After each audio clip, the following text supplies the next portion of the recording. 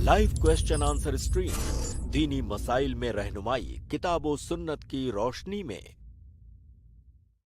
अस्सलामु अलैकुम व रहमतुल्लाहि व बरकातुहू। अल्हम्दुलिल्लाहि रब्बिल आलमीन वस्सलातु वस्सलामु अला रसूलिहिल करीम व मन तबिअहुम बिइहसान इला यौमिद्दीन, अम्मा बाद।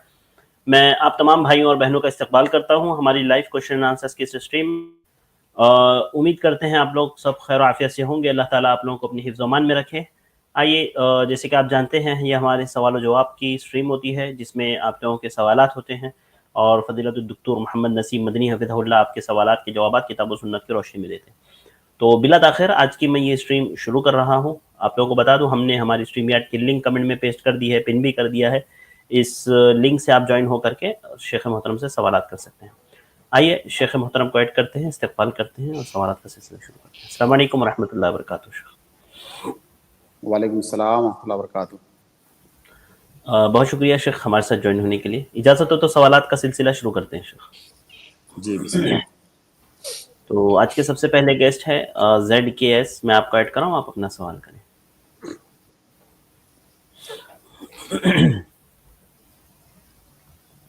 जी ZKS मैंने आपको ऐड किया है, आपको आवाज़ आ रही है तो अनम्यूट करें और जल्दी से अपना सवाल पूछें।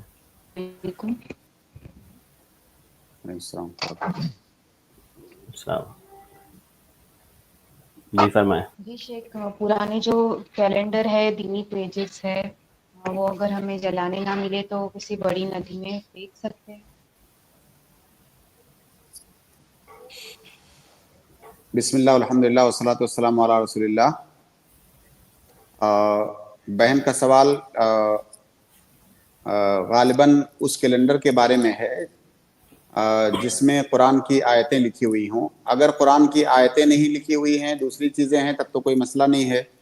लेकिन अगर कुरान की आयतें लिखी हुई हैं या हदीसें लिखी हुई हैं तो हमें उसका एहतराम करना चाहिए।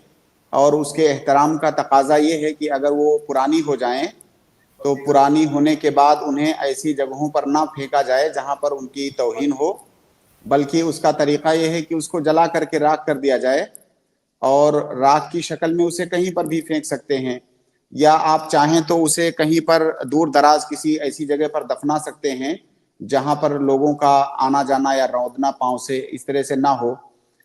उसका एक तरीका वो भी है जो आपने बताया कि किसी पानी के अंदर उसे बहा देना। लेकिन देखिए, पानी के अंदर आप उसे जब ही बहाएं जब आपको ये यकीन हो कि बह करके किसी ऐसी जगह पर, किसी गंदी जगह पर नहीं जाएगा, या बह करके वो किनारे पर नहीं चला जाएगा जहां पर लोग उसकी तौहीन करें।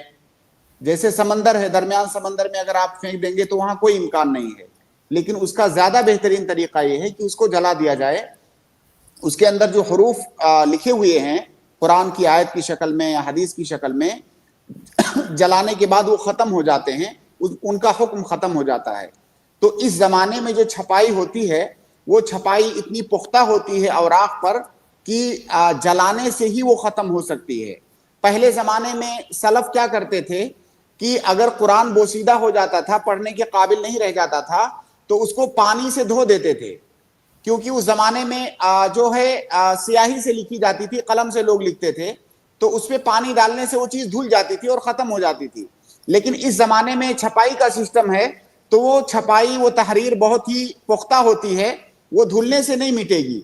लिहाजा ज्यादा बेहतर ये तरीका है कि उसे जला दिया जाए, और अगर पानी में फेंकना है तो इतने दूर दराज इलाके में फेंके जहां से किनारे आने का या किसी गंदी जगह पर जाने का उसका इम्कान ना हो।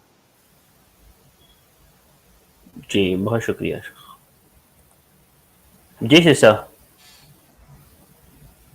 जी शेख, दूसरा सवाल ये है कि शेख, जोहर के पहले 2 रकात साबित है या 4 रकात?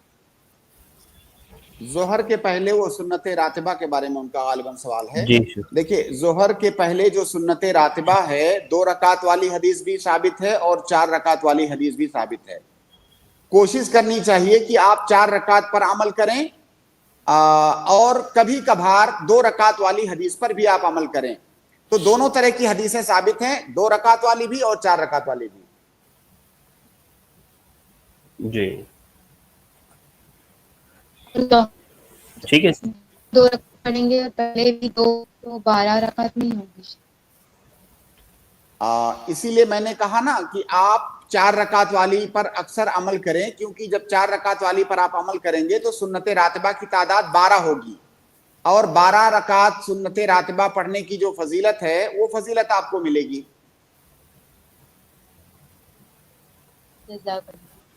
ठीक है, बारकल्लाहु फीकुम, बहुत शुक्रिया। इसके बाद मैं अगले गेस्ट को ऐड कर रहा हूँ।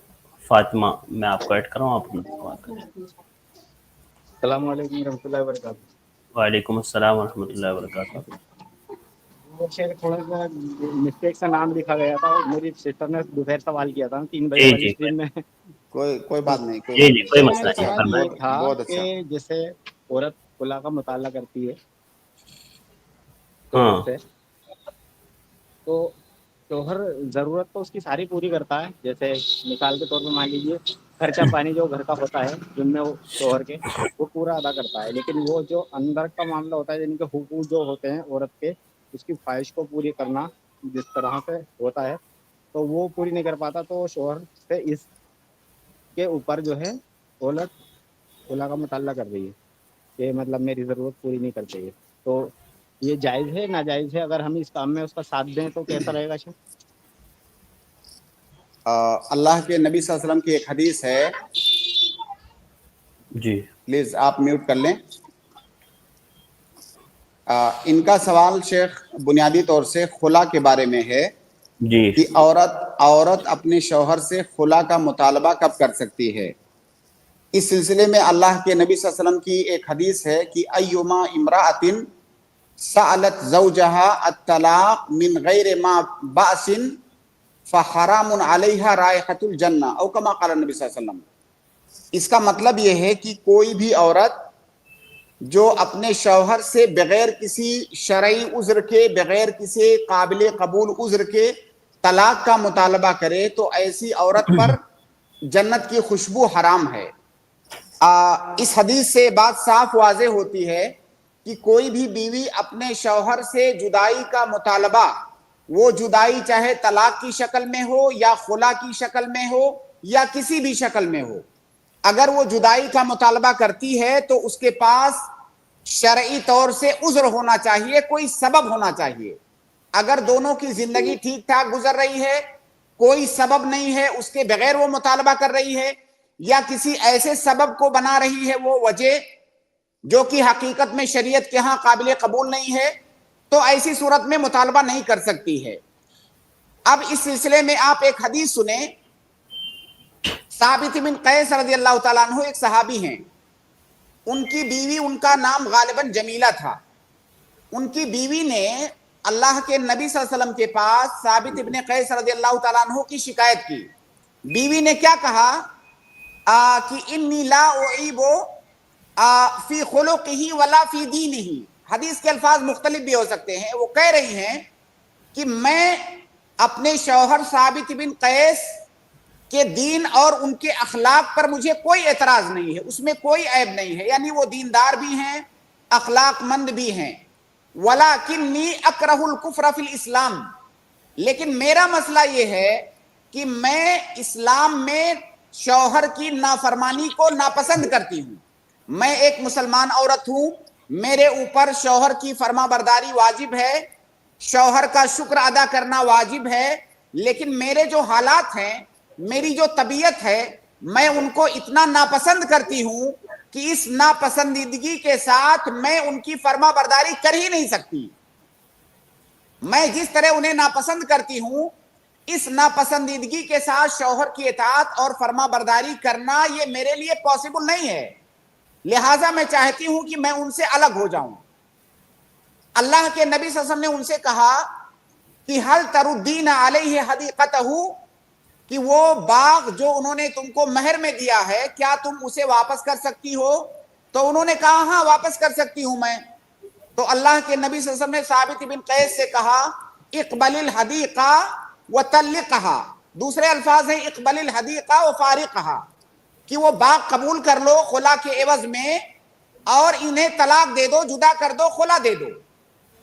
अब यहां पर जो गौर करने वाली बात है कि उन्होंने कहा कि मेरा शौहर दीनदार है, मेरा शौहर अखलाकमंद है, یعنی میرے حقوق بھی ادا کرتا ہے, کوئی اس کے اندر خرابی نہیں ہے, لیکن میں چونکہ ناپسند کرتی ہوں اور اتنا ناپسند کرتی ہوں کہ میں اس ناپسندیدگی کے ساتھ ان کی فرما برداری اور اطاعت کر ہی نہیں سکتی, تو مجھ سے ناشکری ہو جائے گی, اور جب ناشکری ہو جائے گی تو کفران نعمت ہے, تو لہٰذا میں ان کے ساتھ نہیں رہنا چاہتی.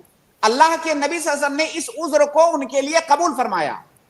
یعنی اگر کوئی بیوی اپنے شوہر کو اس قدر ناپسند کرتی ہے تو یہ ناپسند کرنا بھی ایک عذر ہے. تو اگر ناپسند کرنا ایک عذر ہے تو اگر شوہر اپنی بیوی کے حقوق ادا نہیں کرتا ہے کسی بھی وجہ سے, تب تو یہ اس سے بھی بڑا عذر ہے. ظاہر ہے آپ کے سوال میں ہم کراس کوئسچن نہیں کر سکتے, نہ تو اس شوہر سے نہ تو اس بیوی سے. آپ نے جو سوال کیا ہے اس کی بنیاد پر ہم جواب دے رہے ہیں کہ اگر یہ سوال صحیح ہے, حقیقت میں وہ شوہر کسی بھی وجہ سے اس کے حقوق ادا نہیں کرتا ہے, تو اس بیوی کو یہ مطالبہ کرنے کا حق ہے کہ مجھے خلا چاہیے. ایسی صورت میں اس کے پاس جائز سبب موجود ہے کہ وہ خلا کا مطالبہ کر سکتی ہے. لیکن اگر وہ جھوٹ بول رہی ہوگی, کیونکہ اس طرح کا واقعہ بھی پیش آ چکا ہے اللہ کے نبی صلی اللہ علیہ وسلم کے زمانے میں, کسی عورت نے اس طرح سے بھی مطالبہ کیا, تو اگر وہ جھوٹ بول رہی ہوگی تو پھر وہ گنہگار ہوگی. لیکن اگر وہ صحیح بول رہی ہے تو پھر اسے مطالبہ کرنے کا حق ہے. جی بہت شکریہ شیخ, جزاک اللہ خیر. بہت شکریہ بھائی ہمارے ساتھ جوائن ہونے کے لیے. جی شیخ, سوال ہے میرا, میری سسٹر ہے ساتھ میں, آپ ان سے ہی پوچھ لیجئے, انہی کا سوال ہے. نہیں دیکھیے سنیے, جی جواب میں نے دے دیا, ظاہر ہے آپ کی سسٹر سن بھی رہی ہوں گی. اب اپنے معاملات کو سنیے, میں کوئی قاضی تو ہوں نہیں, میں ایک طالب علم ہوں, میں شریعت کا حکم بتا رہا ہوں. میں نے نگیٹو پازیٹو دونوں بتا دیا. اب وہ آدمی اپنے بارے میں خود فیصلہ کرے کہ کیا میں اپنے سوال میں صحیح ہوں. اگر وہ اپنے سوال میں صحیح ہیں تو پھر انہیں کسی سے پوچھنے کی ضرورت نہیں ہے, ان کے پاس یہ حق ہے کہ وہ مطالبہ کریں. اب یہ فیصلہ وہ خود کر لیں. اسی سے تعلق ہے نا, اسی سے کچھ ریلیٹڈ پوچھنا ہے تو چلیے کوئی بات نہیں, ٹھیک ہے, اگر اس سے ریلیٹڈ کچھ ہے تو پوچھ سکتی ہیں. جی جی فرمائیں. ہیلو, السلام علیکم. وعلیکم السلام. اور میرے شوہر کا مطلب یہ ہے, میرے ساتھ بالکل بھی ٹھیک نہیں ہے شروع سے ہی, کہ ان کے عادت اخلاق جیسے ایک شوہر کے اندر ہونے چاہیے وہ چیز بالکل نہیں ہے میرے لیے, جو کہ مجھے بالکل ناپسند ہے. ان کے میری 8 سال ہو گئے شادی کو, لیکن ان کے میری کبھی آج تک پیار سے کبھی بات نہیں ہوئی. اور دوسری چیز, ان کے اندر کافی ایب بھی ہیں جو غلط ہے بہت زیادہ. اور تیسری جی بات یہ کہ میرا ان سے اسی وجہ سے انہی چیزوں پر میرا ان سے کبھی دل نہیں ملا, اور میں آج ان سے مطلب میں الگ ہونا چاہتی ہوں. دیکھیے میں آپ سے تفصیل نہیں پوچھوں گا کہ وہ کون سے مسائل ہیں, ظاہر ہے پرسنل چیزیں ہیں آپ کی, لیکن جی اگر جتنا آپ بتا رہی ہیں, اگر حقیقت جی میں اس طرح کا معاملہ ہے تو پھر آپ کے لیے خلا کا مطالبہ کرنا جائز ہے, اگر حقیقت میں ایسا ہے تو. جی میں یہی ٹھیک ہے چاہتی ہوں, بس میں ان سے خلا لینا جی چاہتی ہوں. میرے مطلب ان کا ریئیکٹ میرے ساتھ چلیے بالکل بھی ٹھیک نہیں ہے, اور جی میرا دل نہیں ملتا ان سے بالکل بھی. ٹھیک ہے سر, جواب دے دیا ہے شیخ نے انشاءاللہ. بہت شکریہ, اللہ آسانی جی کرے, اللہ آسانی کا معاملہ کرے آپ لوگوں کے ساتھ. بارک اللہ فیکم. اصل میں شیخ جی مسئلہ کیا ہے, مطلب ان کے سوال سے ہٹ کے تھوڑا, یہ جی سارے لوگوں کے لیے, کہ دیکھیے ہماری شریعت میں جو میاں بیوی کا رشتہ ہے, نکاح کا جو رشتہ ہے, یہ بہت ہی عظیم رشتہ ہے, اور اس کے کچھ مقاصد ہیں. جی اگر نکاح کے کئی سارے مقاصد ہیں جو ہم نے نکاح پر بات کرتے ہوئے وہاں پر اس کا بیان کیا تھا. جیسے نکاح کے مقاصد میں سے ہے میاں بیوی کے درمیان مودت, میاں بیوی کے درمیان مودت اور سکینت, ایک دوسرے کے لیے راحت بہم پہنچانا, یہ نکاح کے مقاصد میں سے ہے. اب اگر کسی وجہ سے وہ نکاح بجائے اس کے کہ آپ کے لیے سکون فراہم کرے, اگر وہ نکاح بے سکونی کا سبب بنتا ہے, تو ہماری شریعت یہ نہیں کہتی ہے کہ آپ اس رشتے کو گھسیٹیے, قطعاً نہیں. کیونکہ نکاح اس لیے کیا گیا ہے کہ تاکہ دونوں کو سکون رہے. اب اگر وہی نکاح آپ کے لیے بے سکونی کا باعث بن رہا ہے تو शरीयत तलाक को ऐब नहीं समझती है। बहुत सारे लोग देखिए इस तरह का सवाल इसीलिए आता है, समझते हैं कि तलाक लेना कोई बड़ा जुर्म है। भाई कई दफा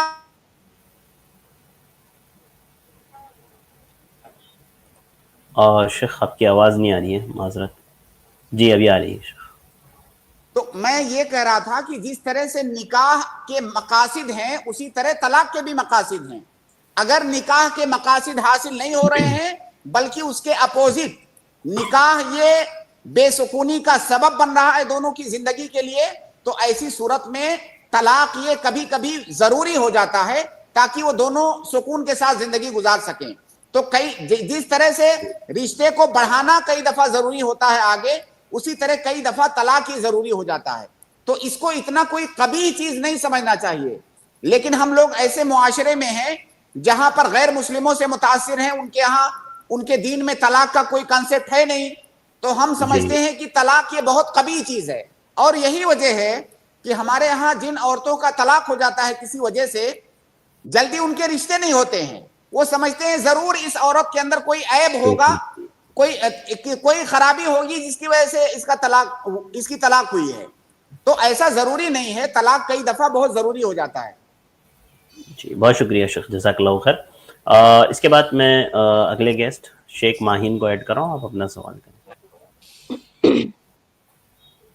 जी अस्सलाम वालेकुम रहमतुल्लाहि व बरकातहू। वालेकुम अस्सलाम व रहमतुल्लाहि व बरकातहू। कल लास्ट में क्वेश्चन मेरा ही था शेख, उसी से थोड़ा रिलेटेड कंफ्यूज थोड़े और जानना। अगर हम जेवर बनाने के लिए सुनार के पास जाते हैं जी, जैसे 5 तोला जेवर, और उसके पास इतना सोना नहीं रहता कि वो हमारा जेवर बना सके 5 तोला, तो वो ये चाहता है कि कुछ एडवांस पैसा दे दे और आधा फिर बाद में दे, तो क्या इस तरह जायज होगा? इसका जवाब मैंने बहुत क्लियर कट अंदाज में कल मैंने दे दिया था। आप एक बार फिर समझ लीजिए, एक लाइन में समझ लीजिए कि अगर पैसा दे करके सोना खरीद रही हैं तो इसमें जरूरी है, बहुत ही आसान उर्दू में जरूरी है कि एक हाथ जहां पे दुकान में आप बैठी हुई हैं वहीं आप पैसा दीजिए, फुल पेमेंट कीजिए और फुल सोना लीजिए। इसके अलावा जायज नहीं है। अगर 1 ग्राम भी सोना बाकी रह जाता है तो ये जायज नहीं है। फुल पेमेंट और फुल डिलीवरी उसी मजलिस में होनी चाहिए। ये चीज तो जैसे मॉल वगैरह से बड़े शॉप से खरीदते हैं जेवर, तो उस तरह कर सकते हैं शेख, लेकिन जो छोटे मोटे जो सुनार रहते हैं उनके पास इस तरह की सहूलत नहीं रहती। नहीं तो आप छोटे मोटे सुनार के पास मत जाइए। किसने कहा है कि उसके पास जाइए? जरूरी थोड़ी है कि उसके पास जाएंगे। बड़े सुनार के पास जाइए जिसके पास बहुत सारा सोना होता है। जी जी हाँ, वो भी है। ठीक है। और फिर अगर ज़कात निकालने के लिए हमें हौलाने हौल की जो तारीख है वो याद नहीं रही है, जैसे जेवर अलग अलग टाइम पर अलग अलग चीजें खरीदी जाती हैं, तो उस वक्त अब याद नहीं, लेकिन आइंदा याद रखना चाहते हैं इंशाल्लाह, तो फिर क्या करें? वाज़ेह है सवाल। देखिए, हौलाने हौल का मतलब ये होता है, हौल मतलब साल होता है, अरबी जबान में साल को हौल कहते हैं, 1 साल गुजर जाना। आज की तारीख में मान लीजिए, आज की तारीख में आपको कहीं से 100 ग्राम सोना मिला आज। अब ये तारीख आप लिख लीजिए। अब अगले साल, आज 9 फरवरी है गालिबन, अगले साल आज ही की तारीख को आपका ये साल कंप्लीट होगा। अब पूरे साल आपको सिर्फ एक बात पर निगाह रखनी है कि पूरे साल ये आपका जो सोना है ये 85 ग्राम से नीचे नहीं आना चाहिए, 85 ग्राम या उसके ऊपर ही होना चाहिए, ताकि वो निसाब उसका कंप्लीट रहे पूरे साल।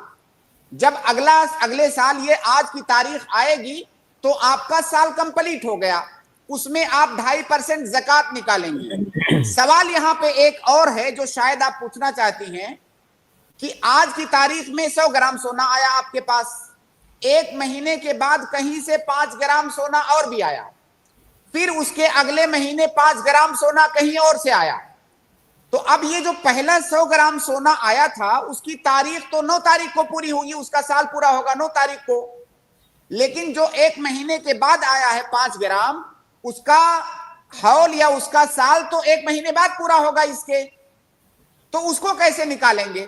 اس کا طریقہ یہ ہے کہ 100 گرام والی زکوٰۃ آپ سال گزرنے کے بعد نکال دیں, باقی جو 5 گرام 1 مہینے کے بعد آیا ہے اس کو پھر 1 مہینے بعد نکالیں, اس کے بعد جو 5 گرام آیا ہے اس کو پھر 1 مہینے کے بعد نکالیں.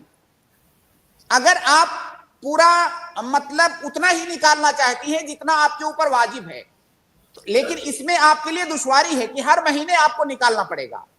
اگر آسانی چاہتی ہیں تو اس کا طریقہ یہ ہے کہ 100 گرام والا سال جب پورا ہو تو ساتھ میں جتنا بھی آپ کے پاس سونا ہے پورے کی زکوٰۃ ایک ساتھ نکال دیں.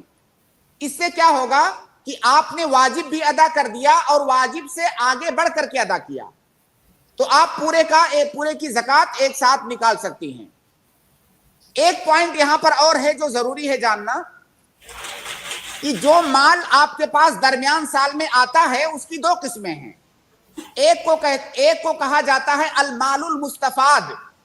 المال المستفاد من نفس المال, جو مال آپ کے پاس پہلے سے موجود تھا اسی میں فائدہ ہوا ہے. جیسے جو آپ کے پاس مان لیجیے روپیہ موجود تھا, اسی روپے کے ذریعہ سے آپ نے کچھ اور کمایا.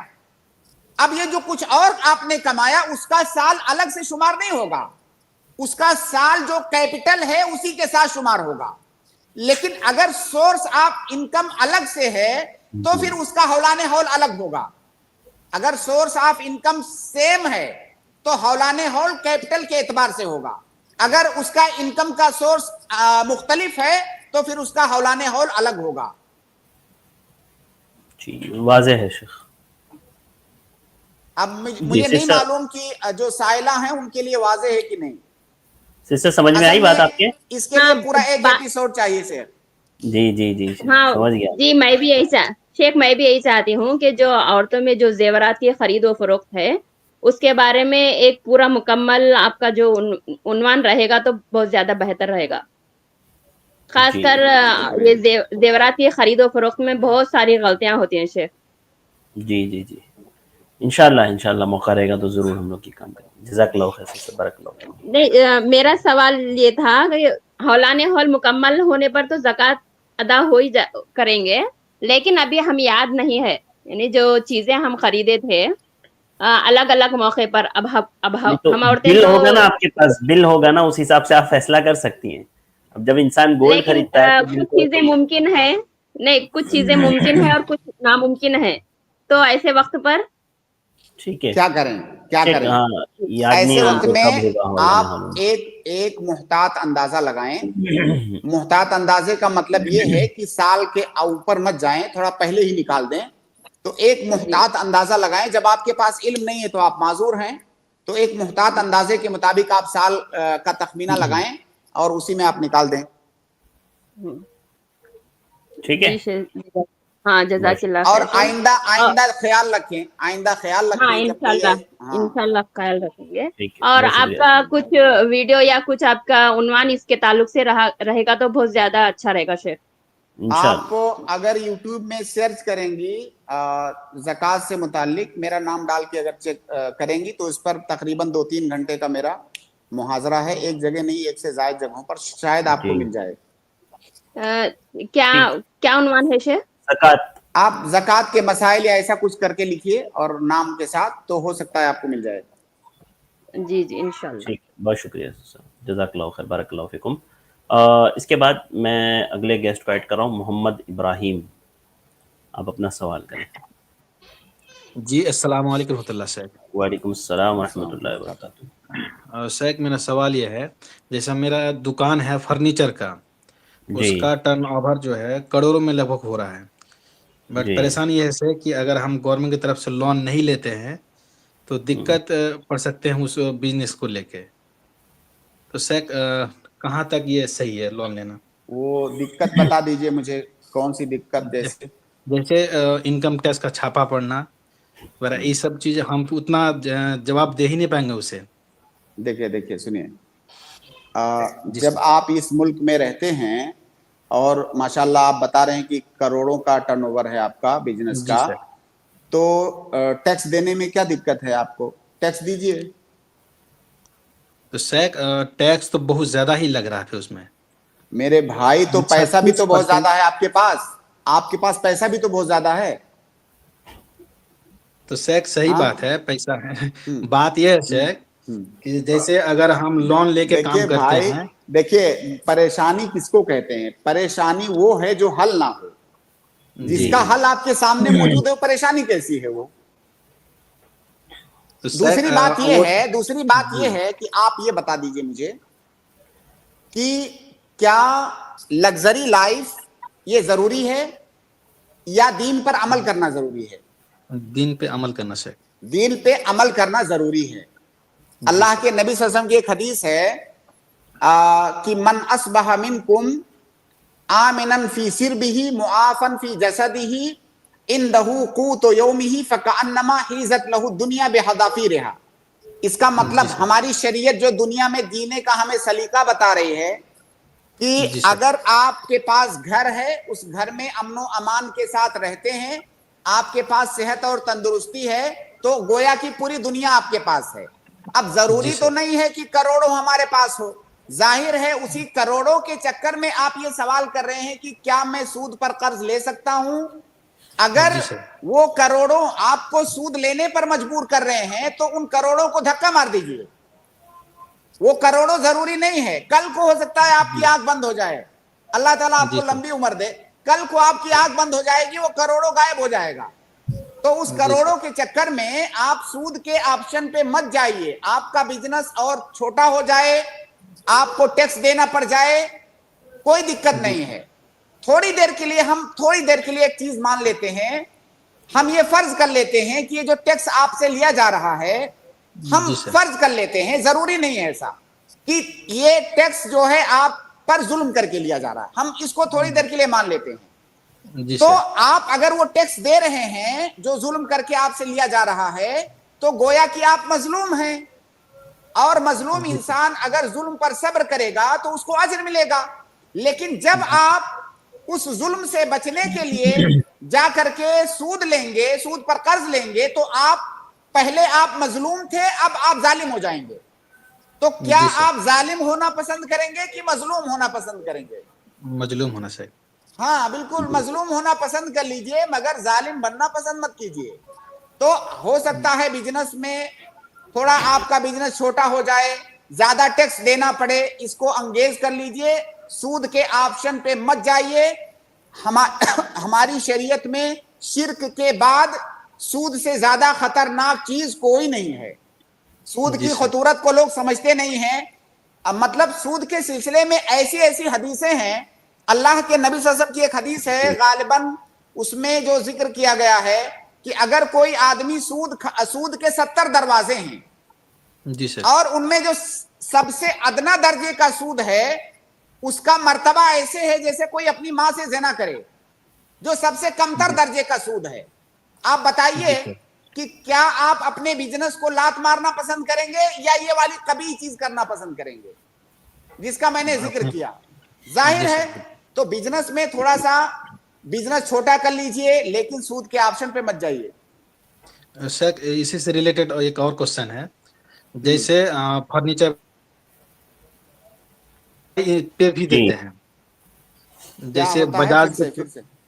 जैसे बजाज कंपनी से हम लोग लेके रखे हैं, उसका क्यूआर लेके रखे हैं कि हम लोग उसको ईएमआई पे भी हम लोग बेच सके उसे।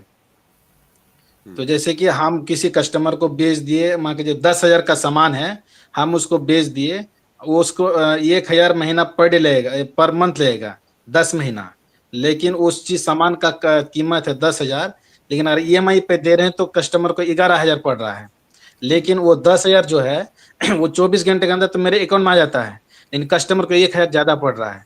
तो सर कि ईएमआई पे बिल्कुल नहीं जायज है, ये बिल्कुल नहीं जायज है। क्यों नहीं जायज है वो मैं आपको बताता हूँ। जी सर, देखिए जैसे आपने कहा कि बजाज से वो फाइनेंस करवाता है, जी सर, बजाज से कैसे फाइनेंस करवाता है? वो आदमी बजाज के पास जाता है, उसका कार्ड इस्तेमाल करता है, اس کے پاس چونکہ پیسہ نہیں ہے, اسے 10,000 کا فرنیچر خریدنا ہے.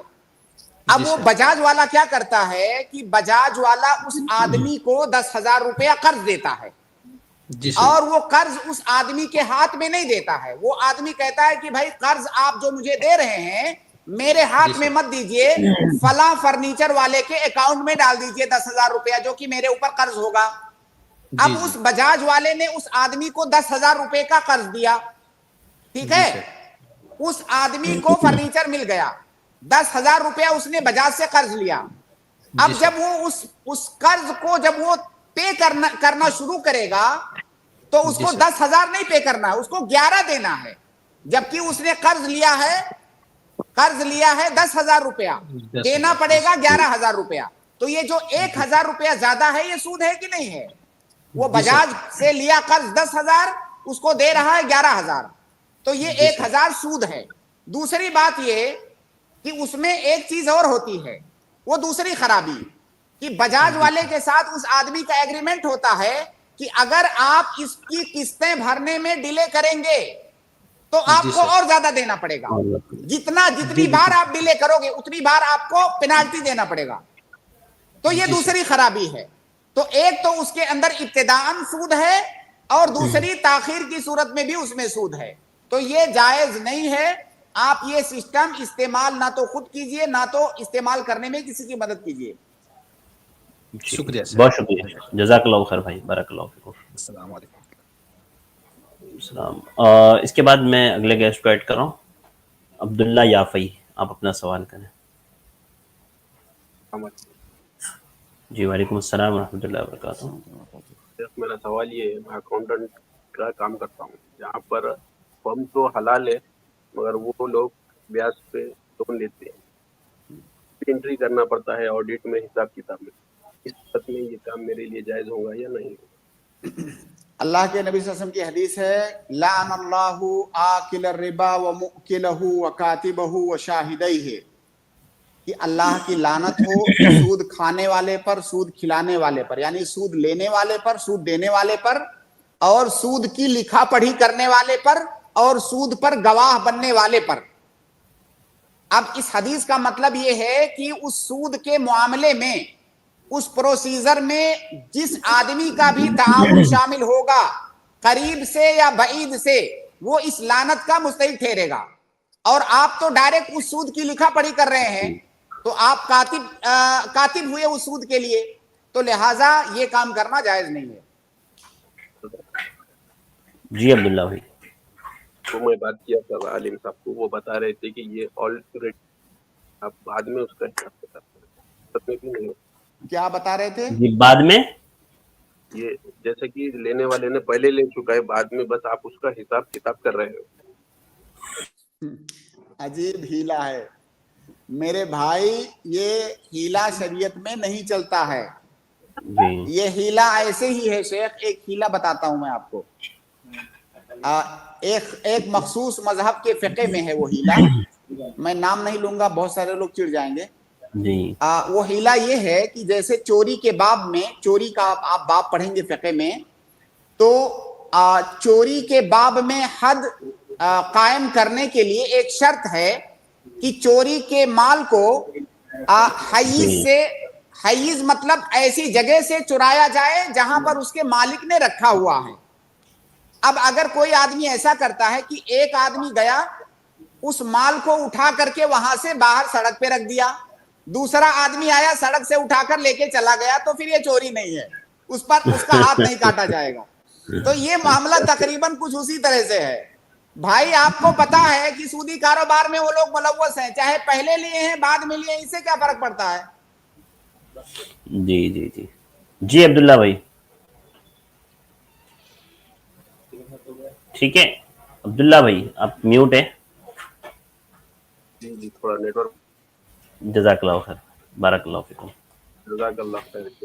بارک اللہ فیکم. ڈی جی بی, یہ ڈی بی, السلام علیکم. وعلیکم السلام ورحمۃ اللہ وبرکاتہ. شیخ میرا سوال یہ ہے کہ ہمارا نکاح ہوا تھا تقریباً 12 سال پہلے, ہے نا, تو اس میں سارا چیز, جی तो सारी बातें हो गई थी, मतलब है ना, जो काज़ी साहब निकाह पढ़ा रहे थे, लेकिन वो थोड़ा मतलब ज़ईफ़ आदमी थे, तो लड़की का नाम लेना भूल गए थे। देन महर, बाप का नाम, है ना, और उसके बाद जो है सो गवाह का नाम सब कुछ लिए, और हमने भी मतलब उस टाइम बोल दिया, मैंने कबूल किया, है ना। और उसके बाद जिसमें मैं जान रहा था किस लड़की से निकाह हो रहा है, इस मतलब निकाह हो गया, तो हमको हमेशा सस्पेंस बना रहता है।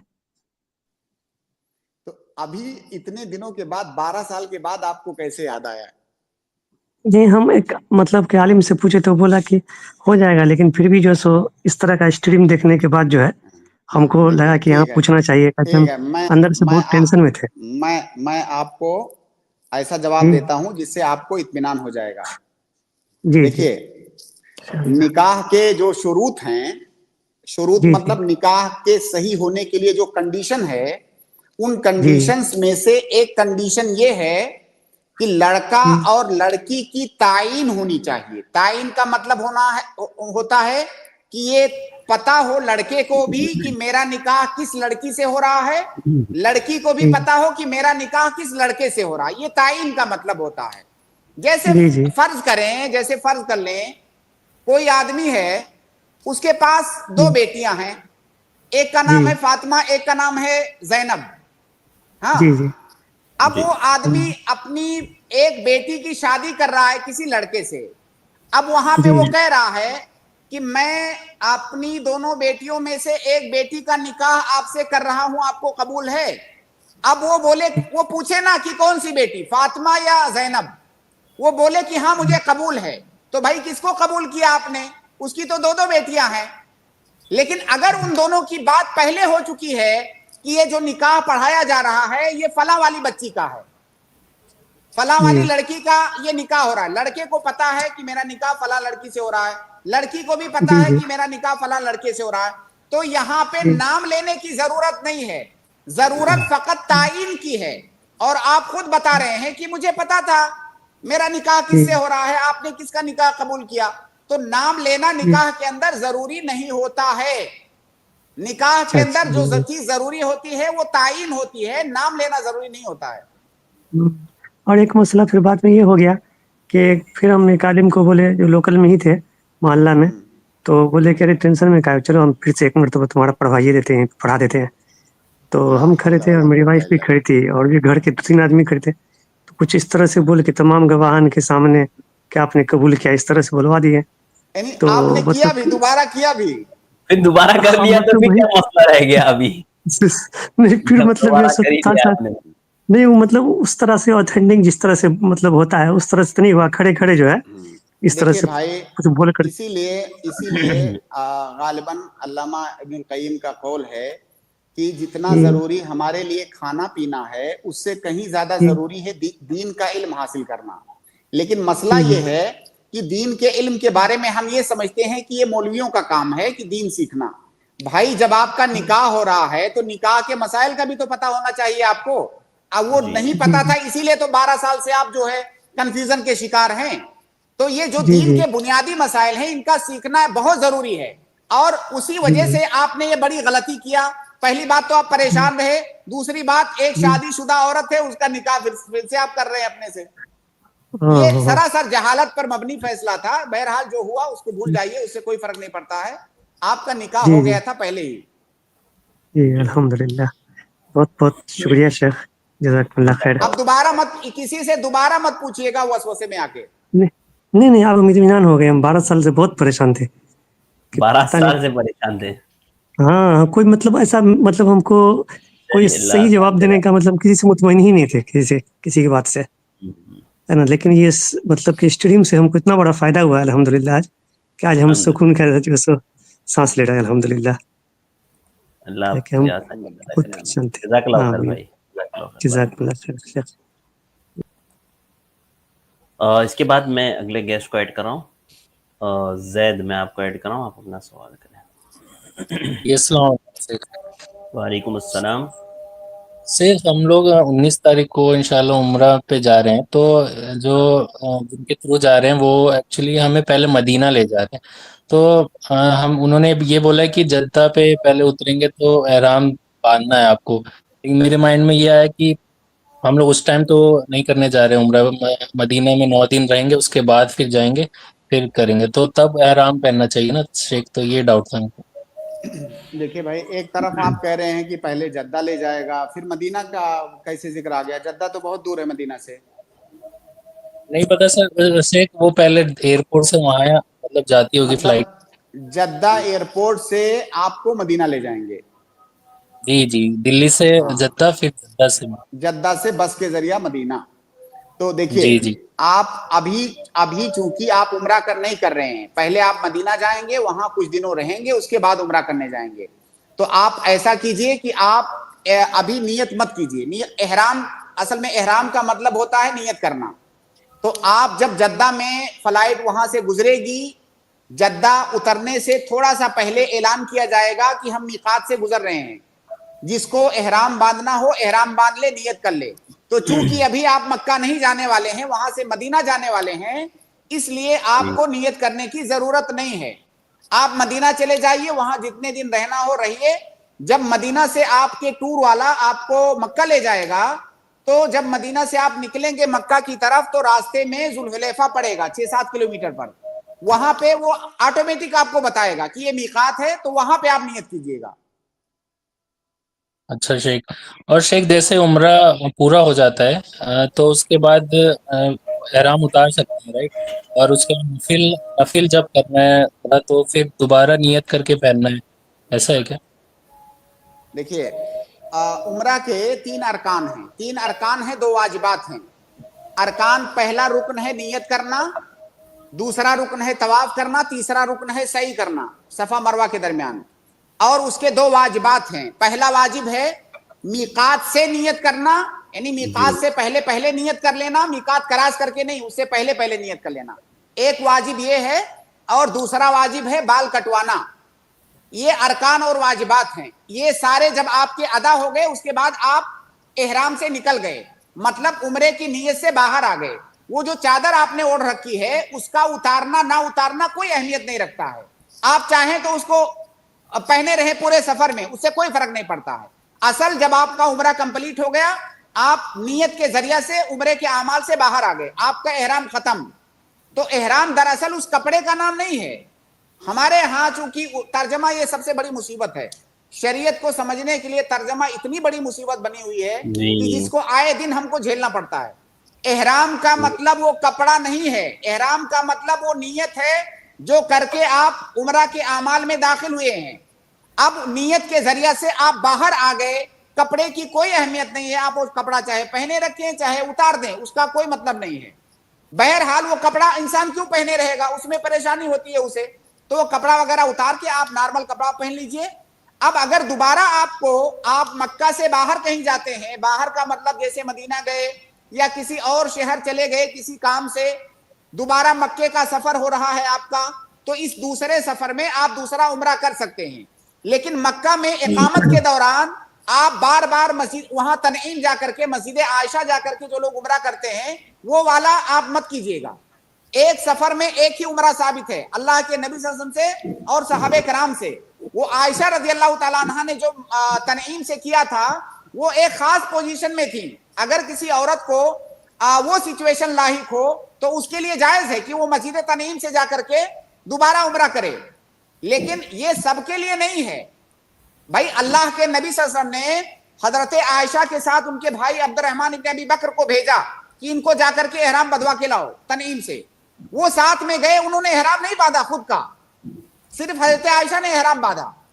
तो सहाबे कराम से अल्लाह के नबी सल्लल्लाहु अलैहि वसल्लम से वहां मस्जिद आयशा जा करके बार बार उम्रा करना ये साबित नहीं है।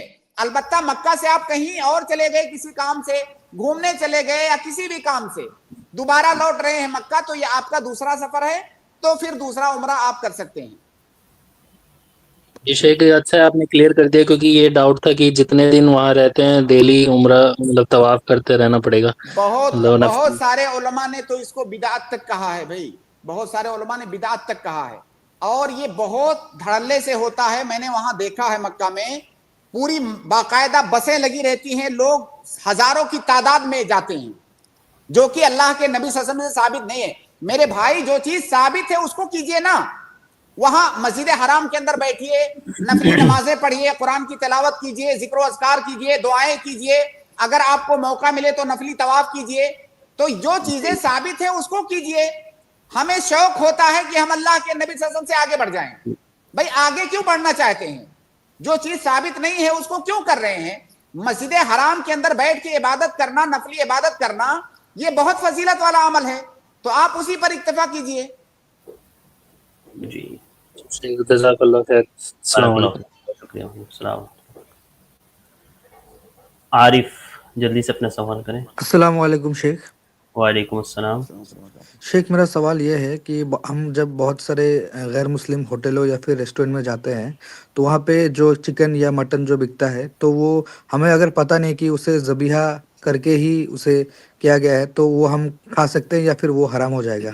नहीं, हमारे लिए आप खाना। पता कर लीजिए, आप पता कर लीजिए पहले। अगर गैर मुस्लिम होटल है तो आप पता कर लीजिए, क्योंकि गैर मुस्लिम होटलों पे अक्सर जो है, अक्सर सबकी बात तो नहीं कर रहा हूं, लेकिन अक्सर ऐसा होता है कि वो ज़बा करने का जो है वो ख्याल नहीं करते हैं। तो आप पूछ लीजिए, पूछने में क्या लगता है, आप पूछ लीजिए, जब पता चल जाए, आपको कंफर्म हो जाए, तभी आप खाइए। जी। और एक बात शेख अगर डाउट हो तो नहीं खाना चाहिए ना शेख? देखिए भाई, आपने जो सवाल किया है ना, मैंने उसका जवाब दिया। मान लीजिए किसी मुस्लिम होटल पे गए, तो मुस्लिम होटल पे जा करके डाउट करने का हक नहीं है आपको, इल्ला ये कि आपके पास कोई सबूत मिल जाए कि ये आदमी ज़बा करवा के नहीं लाता है, तब वहां पे कंफर्म करना है। क्योंकि मुस्लिम के अंदर असल क्या है? असल बराआ है, अल बराआ अल असलिया। असल ये है कि वो आदमी जो सहीहु तसर्रुफ है शरीयत में, असलन उसका हर तसर्रुफ सही माना जाएगा जब तक दलील ना मिल जाए। लेकिन जो गैर मुस्लिम है उसमें असल क्या है? उसमें असल ये है कि वो सहीहु तसर्रुफ नहीं है। तो अगर मुस्लिम होटल में जाएंगे तो जब तक आपके पास ये सबूत ना हो कि ये गलत तरीके से लाता है गोश्त, तब तक आप नहीं पूछेंगे, तब तक आप खाएंगे। जब आपके पास कोई सबूत आ जाए फिर आप पता कीजिए। लेकिन गैर मुस्लिम होटल में जाते हैं तो उनके यहाँ तो असल यही है कि शरीयत के मुताबिक ज़बा करने की रियायत नहीं है उनके यहाँ, तो वहां पे असल यही है कि आप पहले पता कीजिए फिर खाइए। जी जज़ाकल्लाह। और एक छोटा सा सवाल है इसी से मुतालिक शेख, कि अगर जब मैं वेजिटेरियन खाने की बात कर रहा हूँ शेख, जैसे हम अगर कोई मुसलमान आदमी खाना बनाता है पहले बिस्मिल्लाह करके सारा काम स्टार्ट करता है, तो अगर किसी हम गैर मुस्लिम होटल में जाए तो वहाँ के वो लोग तो वो गैरुल्लाह का नाम लेके ही काम स्टार्ट करेगा, तो वो खाना क्या जायज़ होगा क्योंकि वो गैरुल्लाह के नाम पे ही स्टार्ट हुआ है? पूरा सवाल तो आपका सही है, लेकिन ये जो लास्ट में आपने अपनी तरफ से मिलाया ये सही नहीं है। हम लोग भी इसी मुआशरे में रहते हैं। कौन से होटल में आप देखे हैं कि गैर मुस्लिम खाना बनाते हुए गैरुल्लाह का नाम लेता है? उनके यहाँ कोई एहतमाम नहीं होता है। मतलब वो सब्जी काटते हुए वो गैरुल्लाह का नाम लेकर के सब्जी काटता है? नहीं, ऐसा नहीं है। हाँ, आपको अगर पता चल जाए, हो सकता है हजारों में कहीं इक्का दुक्का वाकयात मिल जाए, आपको पता चल जाए कि ये गैरुल्लाह का नाम लेकर कर रहा है, तो फिर मत खाइए। वरना ऐसा थोड़ी होता कि कोई सब्जी काटते हुए गैरुल्लाह का जो है नाम लेकर के तब सब्जी काटता है। और सब्जी काटने में जो है बिस्मिल्लाह पढ़ना जरूरी नहीं है कि कोई बिस्मिल्लाह पढ़ के सब्जी काटा है तभी उसे खाना है। उसको किसी भी तरह से काटा गया है, आप खा सकते हैं। तो ऐसा नहीं है जो आप बता रहे हैं कि गैर मुस्लिम होटलों में गैरुल्लाह का नाम लेकर के बनाया जाता है। वल्लाहु आलम, मुझे तो इसका इल्म नहीं है। नहीं शेख, जब चूल्हा वूल्हा जलाते ये कुछ बोलते हैं ऐसा कुछ? ठीक है शेख, मिल गया जवाब। देखिए, अगर आपको कंफर्म हो कि गैरुल्लाह के नाम से बनाया जाता है तो मत खाइए, लेकिन ऐसा होता नहीं है। जी, पता चल गया शेख। बहुत शुक्रिया। जज़ाकल्लाह खैर आरिफ, बारकल्लाहु फीकुम। मोहम्मद कैफ। अस्सलाम वालेकुम शेख। वालेकुम अस्सलाम। जी शेख, मेरा सवाल था कि जैसे आयतुल कुर्सी हम पढ़ के सोते हैं तो क्या कंफर्म यही मतलब कंफर्म है कि बुरे सपने नहीं आएंगे? मतलब कि एक बार हम आयतुल कुर्सी पढ़ के सोए थे तो फिर मतलब बुरा सपना आ गया था, तो शैतान वसवसा डाल रहा है कि देखो तुम आयतुल कुर्सी पढ़ के सोया फिर भी आ गया, ऐसे कुछ। मैं एक दुनियावी मिसाल से आपको समझाने की कोशिश करूंगा। हालांकि जो अल्लाह का कलाम है, अल्लाह के अहकाम है, वो दुनियावी मिसालों से बालातर हैं, लेकिन आपको समझाने के लिए कि जैसे मतलब डॉक्टर के पास आप जाते हैं, डॉक्टर आपको दवाई देता है, बुखार है आपको पैरासीटामोल दिया, एंटीबायोटिक दिया, तो इसीलिए तो देता है कि इसको आप खाओगे तो बुखार आपका उतर जाएगा। तो क्या जरूरी है कि आपका बुखार उतर जाता है? कई दफा नहीं उतरता है। क्यों नहीं उतरता है? वो इसलिए नहीं उतरता है कि उसके कई असबाब हो सकते हैं। हो सकता है वो दवा जिस तरह खाना चाहिए आपने उस तरह से नहीं खाया, हो सकता है आपकी जो बॉडी है उस दवा की मुतहम्मिल नहीं हो रही है, इसलिए हो सकता है आपको फायदा ना हो रहा हो। तो जो आयतल कुर्सी या जितनी भी दुआएं हैं उनका फायदा होने के लिए जो शर्तें हैं, क्या आप कंफर्म हैं कि उन शर्तों के साथ आप पढ़ रहे हैं?